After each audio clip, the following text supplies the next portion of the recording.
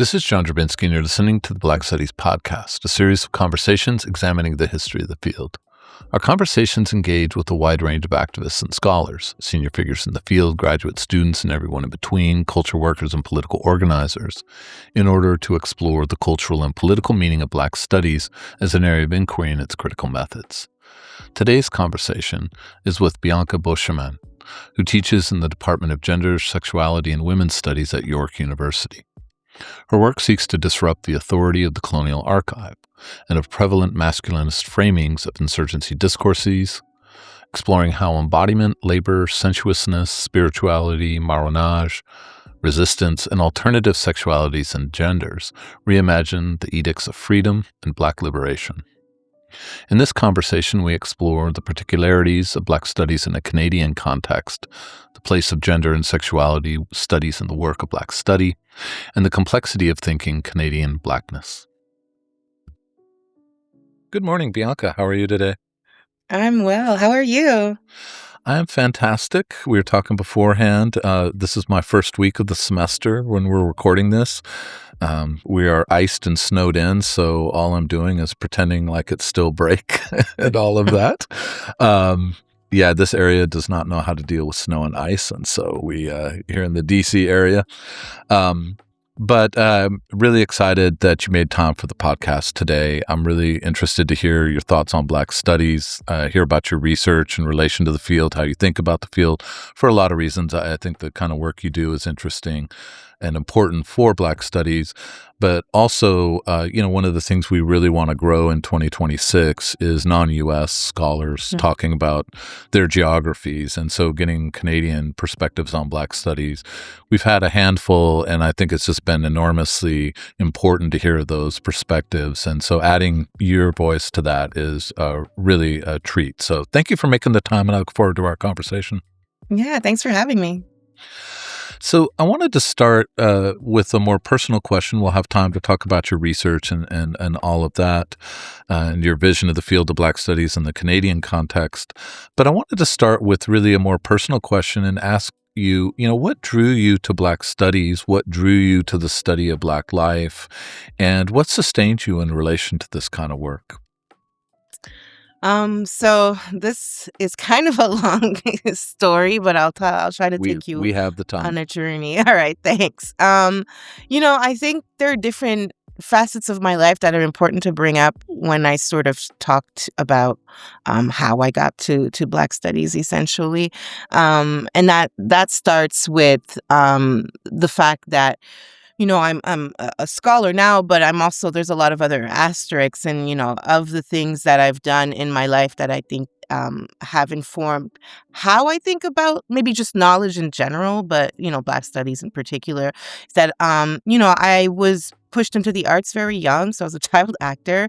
And I did a lot of acting after this, singing, modeling and stuff like that. But I also worked a lot in the service industry and worked in restaurants for over 20 years. And there's just a certain ways in which, the acting sides makes you think about, embodiment and feelings and affects in a particular way that you try to guide. And then the service industry really, makes you be part of the world, really be in relation with people and at a certain level that is class almost, which is also a very interesting dynamic and obviously, racialized and gendered. But I think those experiences really informed how I thought about my intellectual life. And then my intellectual life, I was born and raised in Montreal and I always had high ambition and did started, I guess, my university career with a double major in psychology and political science. Wasn't for me. Wasn't very happy. Moved to Toronto, pursued some acting, did some things. And then after a few years, I really realized that there was this intellectual stimulation that was missing from me. So I went back to school. But when I went back to school, I was very intentional about the types of programs that I would choose or what would I be studying. And so I did a lot of introspection and I found that I was really passionate about, social justice.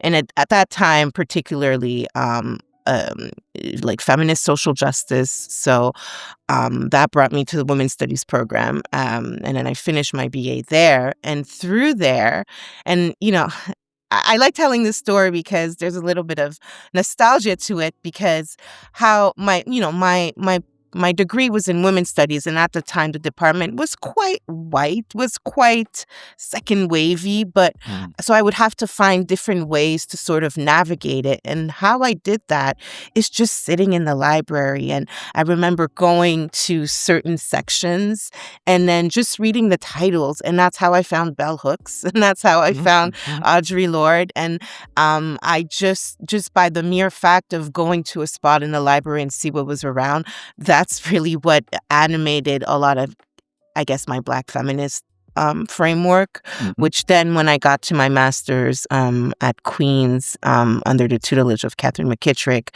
she really imbibed Black studies within the gender studies department that I was in.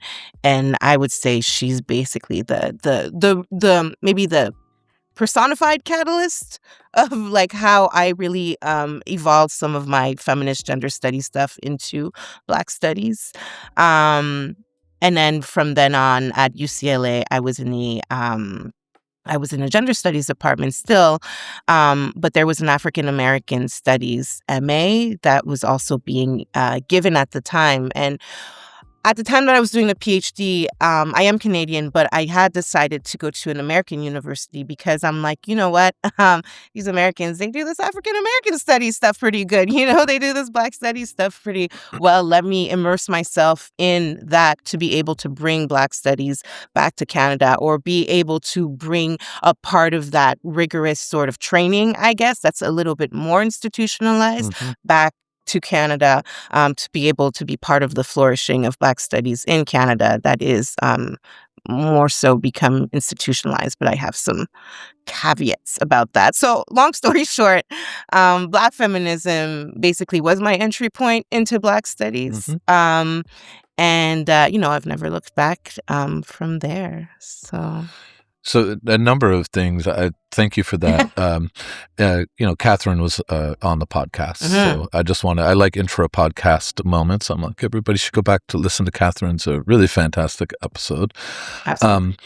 But I say this I'm going to play this for my students, grad students and undergrads, this little section, because I am such a huge advocate for browsing shelves. And I tell the students, and, they're all, the grad students at this point are, 25, 26, and, they're 21st century,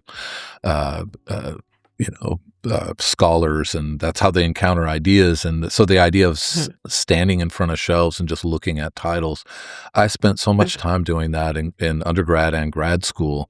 And the effects, I think, are just enormous. The sparks of curiosity and just that first level of knowledge, just knowing there's a whole shelf of stuff about this thing that I didn't know existed or knew a little bit about. And now I notice these names, with, bell hooks, Cornell West, whatever, you just see those books sitting there. And there's something potentially really transformative about that I think an Amazon algorithm and scrolling just can't quite do. Maybe I'm just an old man, but I swear, looking at those physical books. So all that's, I just love that. I felt connected to that. And I worry about library futures as Absolutely. well. Yeah. My sister's an academic librarian, former president of the American Library Association. Actually. Wow. Yeah. Wow. That's another story. I won't get into it. But, God forbid she be a lesbian in a right-wing administration. She had to travel with personal security. Oh, yeah. Sorry, Emily, if you're listening to this, that you had that year. But man, was she happy to put that behind her. I bet. Yeah. Oh my goodness. Yeah. But there's a reason why libraries are on the forefront of U.S. culture wars. It's because just looking at books changes people. reading Yeah. them even more, but even just looking at them and being in bookish space is amazing. So I love that that was part of your story. Yeah. Yeah, I feel the same way. And I love a physical book. Don't give me no, don't give me no ebooks. I want to feel it. I want to see it. Yeah. Yeah, I mean, I read on my Kindle sometimes, but I'm always Yeah. like, if this book is good, I'm getting a physical copy. Yeah. Remember reading some novels, some of my favorite novelists. The first novel I read on Kindle, and then I was like, nope, we're getting all these physical. So, Right. The only problem is when I move, oh then yeah, nobody's my friend. moving or traveling. Yeah. Traveling used to be a problem. Now I have kids who can carry my stuff for me. So Oh, good. they don't listen to this podcast, so they can't. Okay. Pissed off that I'm outing them as my pack mules when we go travel. But I pay your ticket. You don't have a job. You carry my Exactly. books. Well, let me ask you this question, and this is a question that I think really draws out some of the relationships, tensions, contrasts, something like that between U.S. Black Studies and Canadian Black Studies. You sort of alluded to it already, and this is to ask, what is that image or portrait of Black Studies that you work with? And I'm interested broadly, but also, of course, to hear you talk about the Canadian context of this, because one of the things that structures the field of Black Studies and how I think we still imagine it in the U.S. today is its origin point, where student activists had mobilized around the demand to study the Black intellectual tradition, that there was no place in existing disciplines and their structures to study Black life in any kind of systematic way. So, the demand for there to be a Black Studies department was a demand for an intellectual life and a commitment to that intellectual tradition at institutions. But what came along with that as well, because of the timing really of it, the late 1960s, early 1970s, was the radicalization of Black liberation struggle that had really obliterated some of those boundaries between classrooms and communities, between books, ideas, and political prescription and political mobilization. So, part of the founding of Black Studies is also a commitment to a certain kind of political position and a certain political struggle for Black liberation. And I don't want to say those things contradict each other. They absolutely don't, but they have a kind of tension that I think is still with the field of Black Studies in the United States. And so I'm interested to hear about your portrait of Black Studies and how, that sort of U.S. origin does and does not sort of apply to or help make sense of Black Studies in that Canadian context. Right. So there's a lot to say about this. And I'll start with the caveat that I think it is getting better. But there always has been a very US centric view to Black studies that I think some of us in the diaspora are able to see more clearly. And it was my experiences as an international student, going to UCLA, it was very interesting to be there and to recognize that many didn't see that, didn't see that there was a U.S. exceptionalism problem within academia, within Black studies, right? This sort of I even remember being in a classroom and I don't know, or some workshop about grants and things. And there was a specific grant that people were looking at that was like sort of a reparation grant, right? That was sort of a descendant of an enslaved person could get access to this fund or grant or I don't know what. And then there was a caveat that it has to be US. And then I remember having a conversation with some peers that were and sort of arguing with them. And I'm like, well, what about the Caribbean? What about Latin America? Those, those slavery practices were there too. People were enslaved there too, and there was sort of this understanding or this it was kind of cannot compute, this kind of understanding that, any kind of even just histories of enslavement had to be sort of based in the U.S. And from there, I guess, the intellectual tradition of Black studies as being born there. And it's not to take away from that specific intellectual, tradition, but it has always been part of a larger structure, even in the ways in which you speak about how, organizing and, the intellectual tradition of Black studies have been, uh, uh, uh, not opposed, but like have worked together, have not, are seen as two distinct things or not. Like, I think we also need to understand that like that kind of organizing was also based in a Black internationalist view as well. So like Yeah. that already sort of destroys this sort of very US centric Mm. view. So then when it comes to Canada and then when it comes to Black studies in general, why I said like I think it's getting better. I think like Black diasporic studies or diaspora studies are getting better. Like there is more of that push happening. And even towards my later years at UCLA, I saw more people engaging with more diasporic frameworks to think more capaciously about Black studies. But the particular thing about Canada is that and Catherine McKittrick speaks about this too, Ronaldo Walcott, and there's sort of like an erasure of Blackness in Canada, or as something that is very nascent, that happened in the 60s when our immigration system, changed to a point system that allowed more racialized people into the country.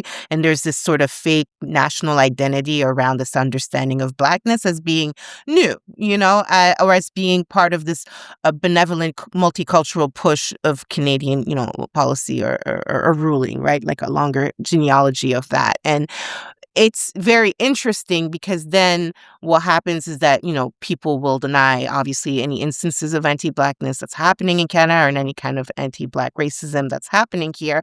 But also there's like an erasure of the rigorous studies of people or Black folks in Canada who have their own, histories of Black studies as well.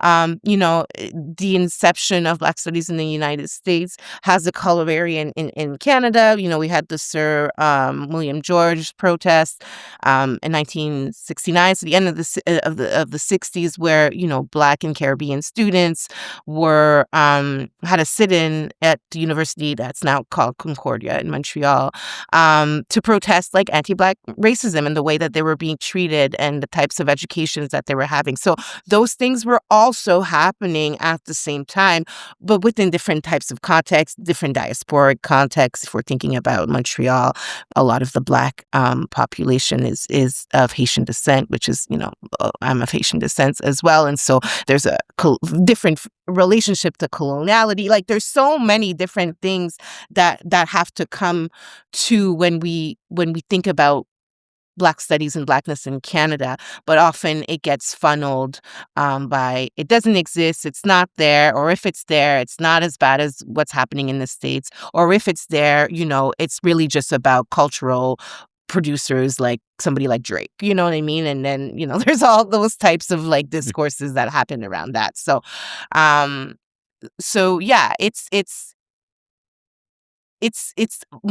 a much different landscape, and I think that translates in the academy too. Like it's seen and unseen. There's a lot of anti-Black racism happening on campuses. On my campus, they're starting to have discussions of bringing cops back on campus, which and so there's these things are happening, but at the same time, there's like a lack of understanding or a lack of funding or a lack of resources for Black studies in general in academia. Yeah. Yeah, it's it's a lot of things stand out and struck me as you were talking.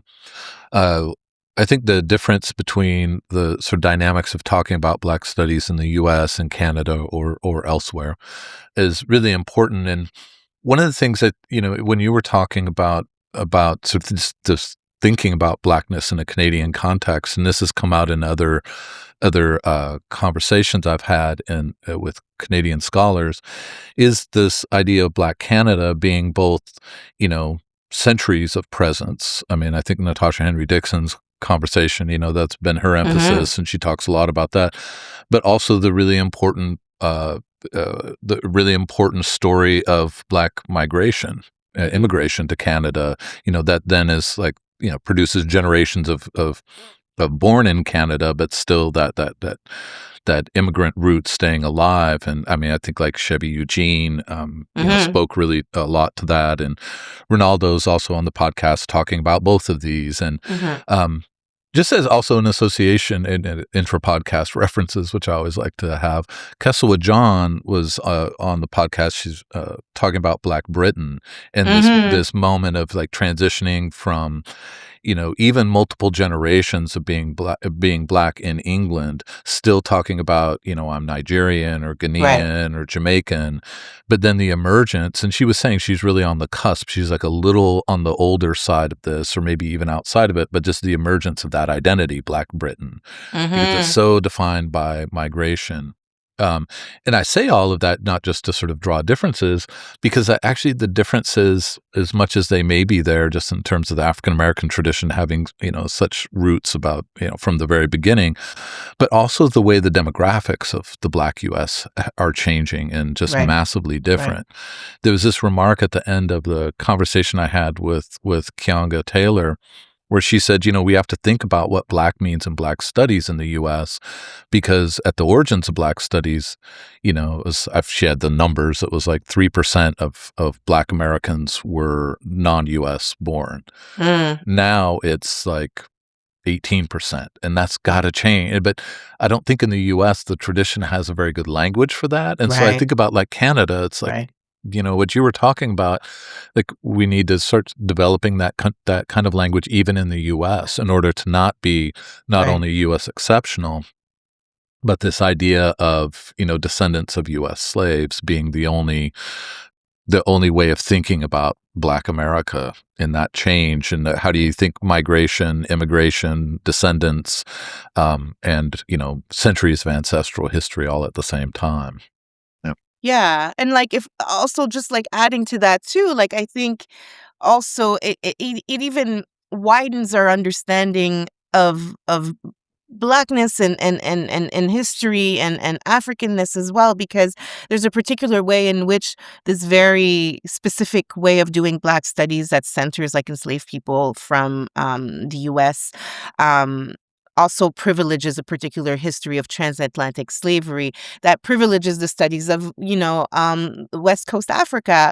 And then we miss so much of what's happening in the Horn, what's happening, there's so many different ways in which we're really not homogenizing, but simplifying a very complex way to think about Blackness, which I think is, important to get through, especially if the framework of Black studies by which you operate it's a constant study of thinking of how we get free, which is how I think of Black studies, so yeah. I mean, it's a little bit of a joke, but also really real what you were, in terms of what you just said. I thought a potentially massive intellectual opening for Black studies in the U.S. was when Morocco got in I think it was the Final Four of the World Cup, World Cup of Soccer last tourney, because like most Americans, I and my friends are casual fans who just tune in for the World Cup and pick random teams because either we root against the U.S. because it feels too imperial, or we just lose early. And so, but there was all of a sudden, of course, the explosion about like, is Morocco Black Africa? Or is it Africa at all? Or is it Arab? And these kind of conversations. And my Black studies friends had very strong opinions. And I was like, I work in Francophone studies. So Tunisia, Morocco, Algeria. They're just part of the Francophone imagination that way. But I was like, oh, welcome to this debate, because this is really hard work, but it gets to that, that expansive idea of what it means to think about Africa, as you say, the Horn of Africa. We're having this now again for tragic reasons. The mass harassment in Minneapolis of Somali Americans, and it's sort of like, I think these moments of opening, just in terms of like sort of popular consumption of identity and experience and migration, that hopefully will have an intellectual impact, because I think Canada, England, just dealing with these questions as intellectuals, and Black studies is dealing with them in a much more direct and rigorous way. We got a lot to learn from that. So, Yeah, and again, like just one more thing about that. Like, I hope I'm not, I know there's questions, but this is organic. Um, I think also like Canada offers something really, really special and interesting because Black Britain and England has their own thing, but the histories of colonization in Canada are like twofold, in terms of French and British colonization, and there's different ways in which conceptions of race and racializations and even tactics of colonization are different and affect the terrain in such a rich way to think about it, and to think outside of it, right? So Yeah, I mean, Queen Elizabeth way, yeah, the dynamics of colonialism. I mean, I do think this is one of the things that in the U.S., the meaning of colonialism in a U.S. context is so complicated around right. exactly these kinds of things, and bring into focus there with Canada as well. Um, what it means to be on both sides. And as you said, once you start to talk about Quebec, Right. Montreal, I mean, now you're talking about multiple kinds of languages and Right. places around that. So, well, let me ask, turn the conversation a little bit back to you and your research. Sure. As you said, you work in gender queer studies, reflections on questions of race and nation. And I just think this combination of approaches and sort of critical frames creates so many insights for the field of Black studies. And I'm interested to hear you talk a little bit about how you think your own research and orientation both fits in the history of Black studies, but also new horizons it opens up and new boundaries that it pushes. Yeah, thank you. I really appreciate that question. So like to give a little background about what my research is about. So I look at the Haitian Revolution, and I look at it through Black feminist and Black queer lens. And the reason I do that is because oftentimes when we speak about revolution, when we read C.L.R. James, the Black Jacobin, when we read like these, epic um, histories of Black insurgency, um, oftentimes the way stories are told, I guess the form even or the narrative is told through like a very much a male hero narrative, Mhm. and then when it comes to the Haitian Revolution, like a Black male hero narrative, and highlighting the militaristic exploit and of the revolution and of the struggle for freedom. Um, and that's a lovely frame, like, we need to to Mhm. to to understand that history, but what I think is that it obscures the role of many of the masses, right? This idea that a revolution is only built by a few is very untrue, and also gives if for to me, I think it constantly has like reverberation in terms of the present, in terms of like how do we fight these systems today? Mhm. No hero's gonna come and save us. What are the different things that we can do, and what is basically our place in the revolution? And so, I sort of tackled that question, looking at the role of women and looking at different ways gender and sexuality are expressed as a form of um, self, but also collective identity that I think translates into understandings of nation and belonging. And so, you know, I'm really struck, I think, by how knowledge is made and understood and how Black studies helps us think through. So my work is really interested in alternative archive, different reading practices. I go and do analysis of poetry and of literature, but also of voodoo rites and voodoo mythology and art history, and so different ways to be able to find a story that is often opaque. And I don't want to make it like fully transparent, but I just want people to see that there are different people that were doing different things to bolster the revolution.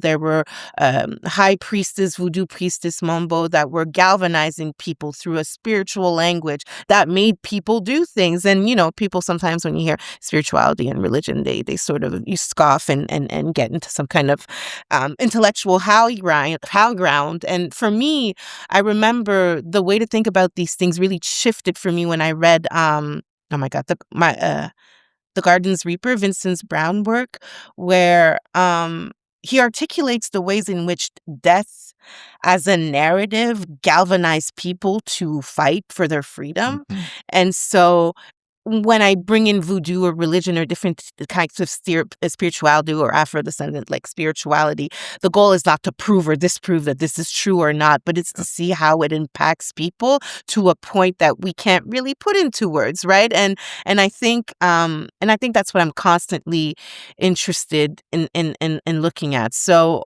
in terms of how it fits within Black studies, you know, I really work with scholars in Black studies that are using different subfields of Black studies to get to possibilities, right? So, Mm-hmm. I say that obviously Spiller's a Mama's Babies, Papa's Maybes is like a foundational piece. I read it every year.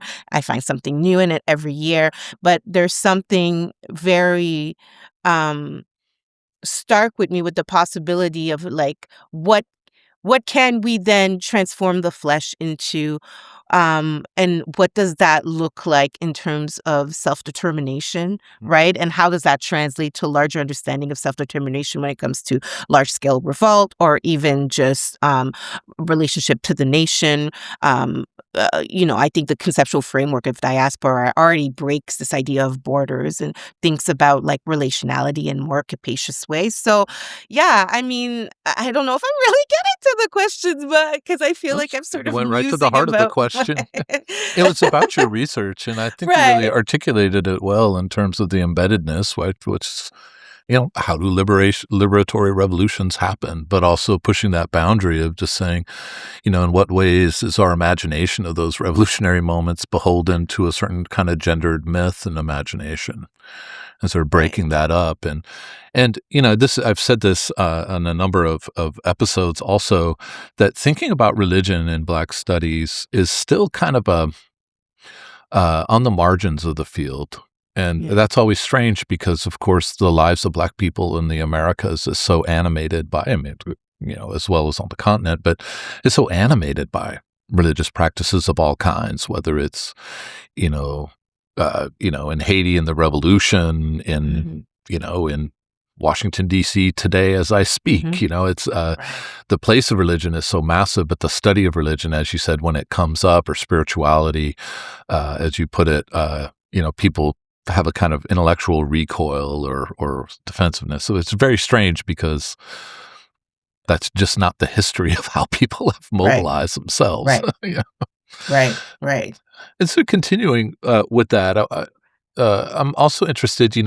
You've done your PhD in women gender sexuality studies and teaching that now, and obviously your work and educational background is deeply embedded in the field of Black studies. And one of the things that's really striking to me at the graduate level, at least, you mentioned your undergraduate was more Mm-hmm. disciplinary focused, political science and psychology, but your graduate work and your current teaching position is not in a discipline, that you're working in non-disciplinary fields from your graduate education to the present. And I'm interested in how that the fact that you have never really transitioned through a discipline and into a multidisciplinary Mm-hmm. space has impacted and shaped how you conceive a research project, but also maybe how you conceive and practice a classroom. Yeah. I love this question because I think something at the core of Black studies that I really embrace is something that Catherine McKittrick calls rogue or radical interdisciplinarity, right? And there's a way, we have to remember that the disciplinary silos of Western academia are but social constructions, and they serve um, particular goals of empire, right? And I think in thinking cross-disciplinary, interdisciplinary, or anti-disciplinary, like I think like that's really truly the power of the kind of knowledge that excites me. And so yeah, being in gender studies departments and Black studies writ large, this idea of interdisciplinarity is definitely foundational to how I navigate Black studies. but and there's different ways in which like I want to talk about this. Like there are definitely challenges in the sense that like being on the job market was interesting. Um, Yeah. um, I'm like, I say this all the time, but I definitely like manifested the job that I'm in because it's exactly what I wanted. I wanted to be in a gender studies program doing Black feminist, Black queer, Black studies stuff. And I wanted to be back home in Toronto, which is, it's not a luxury that everybody gets to have to stay in the geography that they want. So I'm, very lucky and fortunate. But I remember before that, I was, like everybody does, you just apply to everything that you can kind of Yeah, make it sure. stick, you know what I mean? And then I But by remember, the way, we should have given a trigger warning for this. oh, It's been a long time since I was on the market. I'm like, oh my God, applications. Anyway, give me a little bit of a pit in my stomach. Yeah. it's off, and it's so funny. I was just in a meeting yesterday for my programs, MAs, just accepting MAs, right? And it was my first time to be in this type of curriculum, in this types of committee, um, and it's very interesting to see. You know how long these students have like put together these packages and how we make decisions about it, and anyways, it's but anyways, on the job market. I remember trying to, because like I said, like my work is very interdisciplinary. I explained a bit of the different methodologies that I use, and some people think it's too funky, right? Like, so I remember I was shortlisted in an English department and I was shortlisted in a history department. Oh, wow. Um, and and now, but it never, I remember, working really hard to make it fit, like, because, I have been trained by historians, and I, I, I I also know how to do this other stuff, but I use a little too much theory for historians, right? You know what I mean? But like, Mhm. it's all about how progressive these departments need to be. But ultimately, I was told by these two separate institutions, that basically my work was a little too funky, you know what I mean, for Mhm. those places. And what does that say when I'm really trying to get to like questions of like insurgency and collectivity? Like, what does that say that like I can't really do that, you know? So there's that part. Um, but I also think, what was I say? What do I have here? Is this? I have some notes, but there's something else I really wanted to hone it. Oh, well, yeah. And then I think also the power of interdisciplinarity in gender studies in Canada and my, experiences is that that's where Black studies was hidden, right? Like Mm, that's where mhm. Catherine was doing Interesting, a lot yeah. of the stuff. That's where a lot of folks at York also like, maybe not necessarily in gender studies, but in the humanities department. I know they also had different ways in which they were trying to bring have a Black studies sort of education, but you kind of had to find it or find the little hubs where Yeah. they happen, and they usually happen in these interdisciplinary departments. So I'm incredibly grateful for that. And another thing too, like just again, we would have this conversation some other week. I would have different things to say, but I also have been mentoring different students. I'm currently teaching a grad seminar, so I have a lot of different grad students from different departments, and just the ways in which particular discipline departments are so quick to quell any kind of creative research or to Mhm. discipline particular students in perhaps not doing international research or not doing the research they really want to do, or you know what I mean, and being dissuaded, whereas I have been incredibly fortunate that like, yeah, that fits in gender studies, that fits in Black studies. Let's make it work. Let's, now do the rigorous work of studying to get to the bottom of these questions you have. Yeah. Yeah, I love that, trigger of the job market aside. But the way, I think that's been the story of a number of people who have actually come through disciplines, Mm. who are in Black studies, is finding those hidden places of doing Black studies where Black studies doesn't exist in name. And so finding it in another multidisciplinary or antidisciplinary, however you want to put it, department is for me super interesting. It's sort of like they've created all the conditions for doing exactly that kind of work. Right. And I love that it has some home and flourishing at York. So I have two more questions for you. This first one, feel free to shape it around the Canadian context in the way that you want. And it's just thinking about the history of Black studies. What do you think the field has done well, and what do you think it has not done particularly well? So when I first saw this question, the answer that came to mind for both was institutionalization, right? Like question mark, right? Because Yeah. I think there's a way in which that it's great to have like a hub or a specific department dedicated or a specific program dedicated, in terms of finding your people or finding people that do the study. There's something good about that. And to have like, these types of very set, I guess, intellectual communities. And so there's great ways in which that has been done. And like, just to, keep going on like the things that I think Black Study has done well, like I said earlier, like I think the slow sort of or the proliferation, I would say, depending on where you are, of like Black diaspora studies, I think is an incredibly important um, pathway that Black Study has taken that is very important, and again will yield a lot more, hopefully, like internationalist sort of based research. Um, also the different genealogies that have been built. Like I think it's beautiful that people like in my field there's like a big um theoretical framework that stems out of, Audre Lorde's conceptual framework of the erotic, but the way that these concepts are altered or changed or adjusted for different research or different time periods, I think there's beautiful work being done there. This sort of like building off of like the legends of Black studies in different subfields. Um, but then, yeah, the question of institutionalization always comes and creeps. Like, should we do it? Should we not do it? So, like right now at York, um, there's a lot of exciting things happening, and it's also very scary. So York does not technically have a Black Studies program right now, but it is building it.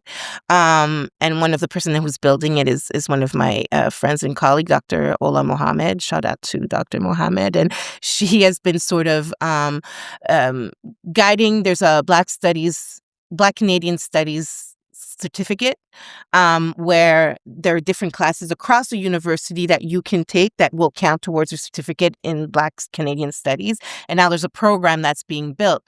But when I'm talking about institutionalization, and again, like everywhere around the world, obviously in the States, there's something different happening. The fascist, tendencies are quite high, but they're happening here in terms of the Yeah.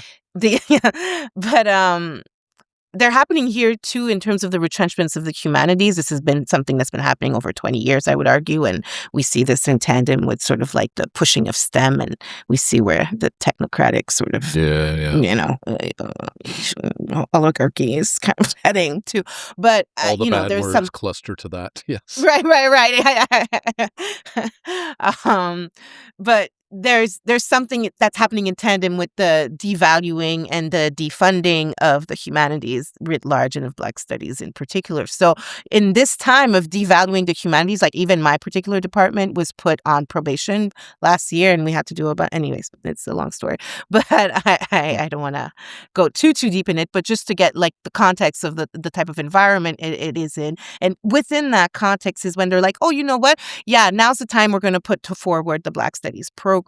But there's something about the fact that there are no resources. They're not giving us new hires.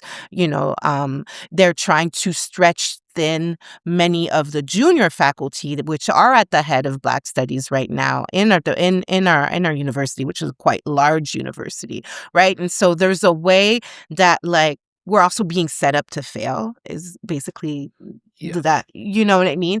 And so then at that point, like what is should it be institutionalized if it's made to basically show, oh, well, look, we gave you the resources, we give you the opportunity, and you didn't do anything with it, right? Is it like a self-fulfilling prophecy that the institution does? And if it doesn't become a failure, it's because, you have like 5 assistant professors that are like burnt out because all they've been doing is try to, bolster that. And I could definitely fit within those 5. So in different capacity of things that I'm, trying to do in campus. So these tensions really, really are really difficult to navigate. And that's why the question of institutionalization is, I think, at the helm of both those questions. But another thing I want to talk about too, in terms of like something I want to maybe have heed caution on, of what I think, Black studies might need to watch out for. Um, and I think there's a particular way in which there is a redisciplining within Black studies when it comes to like sub themes of sub-genres of Black studies. Like, I feel like I said earlier, I was mentioning, Spillers, and I think there's a beautiful ways in which she'll engage with, some Black feminist theories. She'll engage with some Afro-pessimist theories. She'll engage with like a lot of these different ways of thinking, different colonial. She'll bring in, she'll throw in a little Foucault, just, but she'll like, I think there's a way in which that she's able to look at these different sort of subfields of Black studies and find something really generative and capacious and full of, potential possibilities for other scholars to sort of mine through.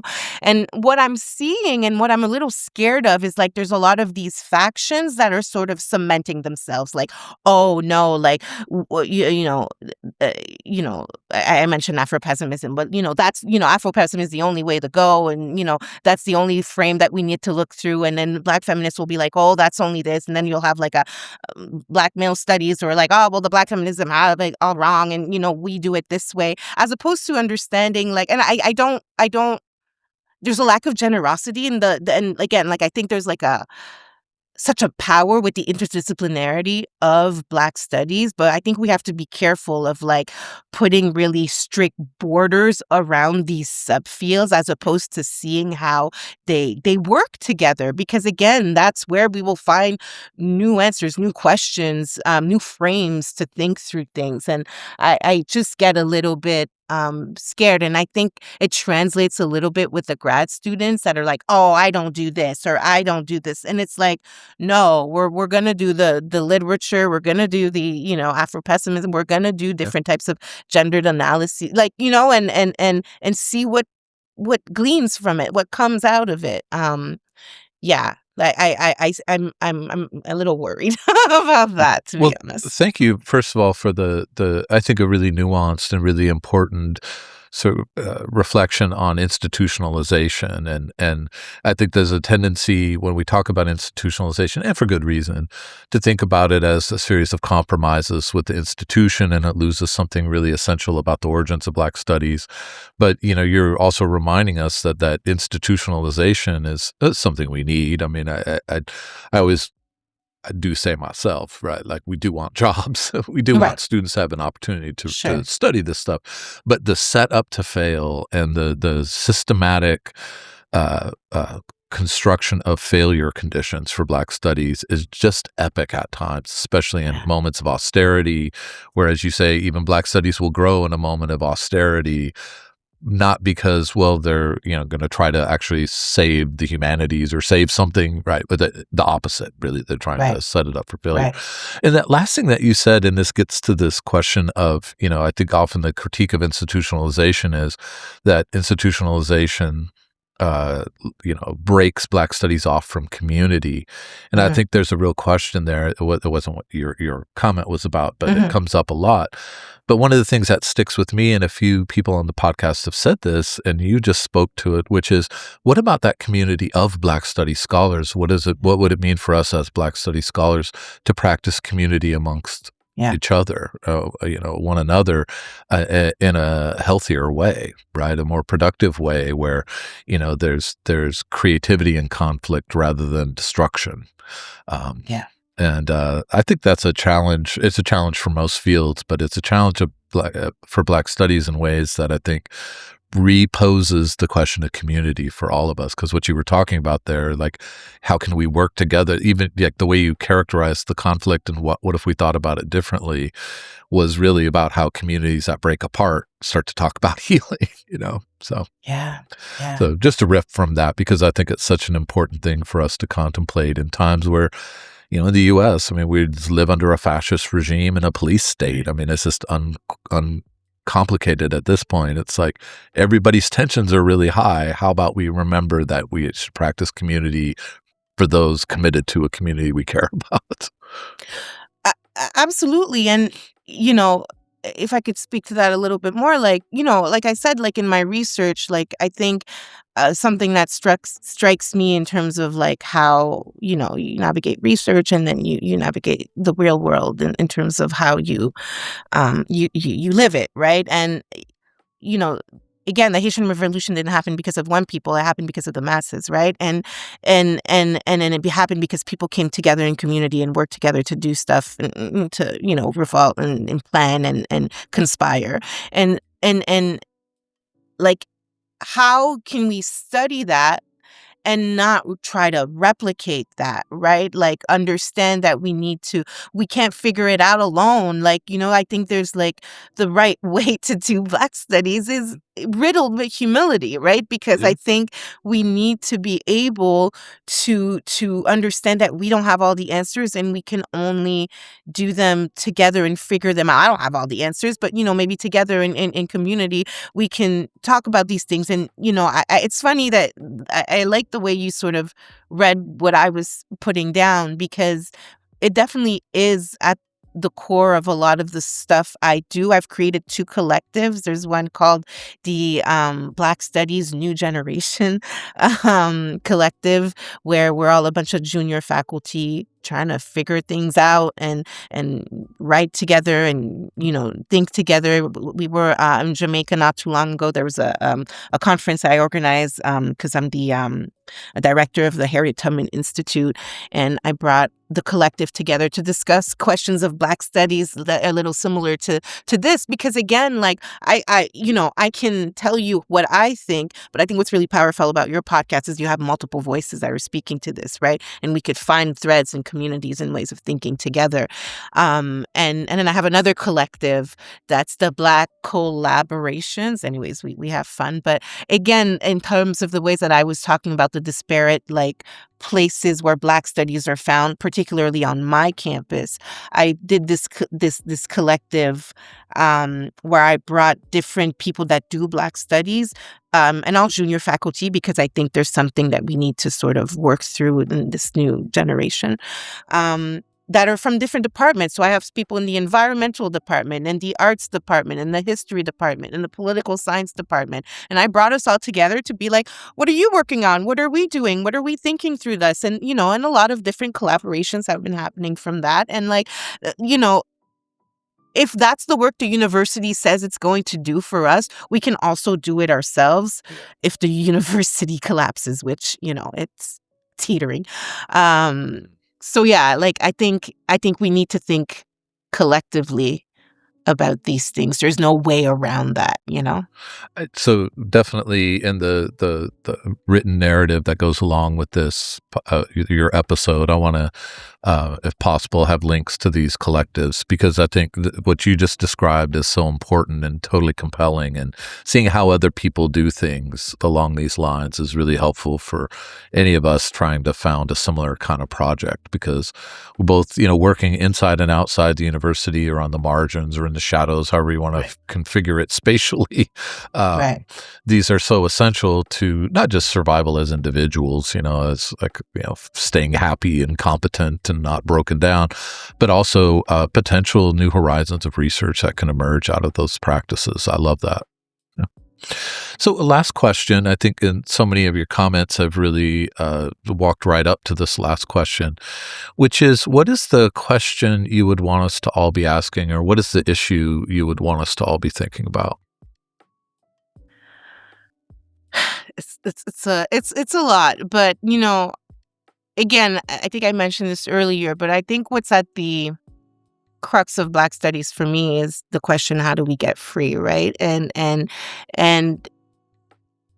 to me, because I guess, I'm a scholar, I'm an academic, I did do some organizing and activist, but, I don't want to claim that mantle for the ones that definitely have done a lot of work, a lot of, I dabble, but, I think my role in the revolution, if you will, is at this juncture of knowledge, right? And there's something that I I I think about when I'm thinking about, like, how do we get free? So yes, we need to build community. We need to be in relation. We need to build solidarities, and and we also need to. And these things are incredibly urgent, and are going to be incredibly difficult, because I do think the particular ways in which the powers that be are very, very have pushed us to such an individualistic sort of framework, and so in a way that any kind of uncomfortableness becomes disposable, right? And I think we have to sort of learn to be in conflict with each other, if that makes sense, right? Which is also like being in relation with each other. So again, these collectivities and this and that, like, and being able to talk across of these things. But I also like. So it's twofold, it's community, but at the level of knowledge, I think we also need to be very careful at the ways in which particular knowledge are like really aggressively being erased, and not just knowledge in terms of like content, but like ways of thinking, right? And ways of reading, ways of discussing things. I notice it in the university. It's just like binary thinking is at a very high, lack of context is very high. And, it wouldn't be a discussion with me if I didn't have a little bitching about AI, because it's at I'm really upset about We it. sing the same song, I'm guessing, yeah. I get so upset because I see in real time students losing their brains, losing their capacity to be able to think and to be uncomfortable. Like, I tell them all the time, like, you do need to be uncomfortable to learn something. Like, it's okay. And just this constant, just sanitizing or even just placating of our brains is something that I'm really upset about. And like lately I've been going on tangents about they don't teach cursive anymore, and people are like, oh well, who cares about that? And I'm like, that means nobody can read archives anymore, and then we can't tell history, and then we'll have an AI machine that's going to read the archive and it won't make sense. And we don't have these like human little like flickers of understanding that so much will be lost. And so I think that's what we need to really pay attention, especially in Black studies, because the stakes are so high and we know how high they are. And so we need to be dedicated to knowledge, theories, like methodologies, praxis, and really emphasize the importance of those things in a liberation struggle. What a fantastic place to wrap up. That was fantastic. And, I think most people listening have similar concerns. And as you said, like the things that are at stake when, if we end up turning over a significant part of an archive over to AI, the archive of the Black experience is we've only just started to tell it. Like it getting defeated by AI and a lack of ability to read documents is we can laugh about the cursive thing a little bit, but the consequences are actually extremely dire and sad. So you put it really well there. And with some passion. I appreciate that because it is a desperate situation. It is. I get so upset. And then, we all should be. And then it's funny because the institution, again, like the administration, like are in cahoots with AI. And there's all these things that get sent to me, like, how can you use AI in your classroom? Like, I don't want to, like, get it away from me. Anyways. Look here. All I know here, they were like, expect no raises, no cost of living increases for the next 5 years. And then 2 days later, it's like $1 billion initiative in AI. And I was just like, yeah. I don't want to be that person, but like, and really basic about it, but you all are making it all really basic. Like, what are we doing here? We're doing something really bad in this turn, but Absolutely. one class at a time, but Yeah, also one collective at a time. And I like that exactly. you've really brought us back to that. And this entire conversation has been fantastic, Bianca. So I Oh, thank appreciate you. your time and your thoughtfulness and insight. This is an enormous contribution to the series. I appreciate it a lot. Thank you so much. I'm so happy and proud and humbled that you picked me, and then I'm going to be my face is going to be amongst all these wonderful Black scholars that you've interviewed before. So thank you for the opportunity. Oh, absolutely. And have a great rest of your day. Yes, you as well. All Take right. Bye care. bye. Bye.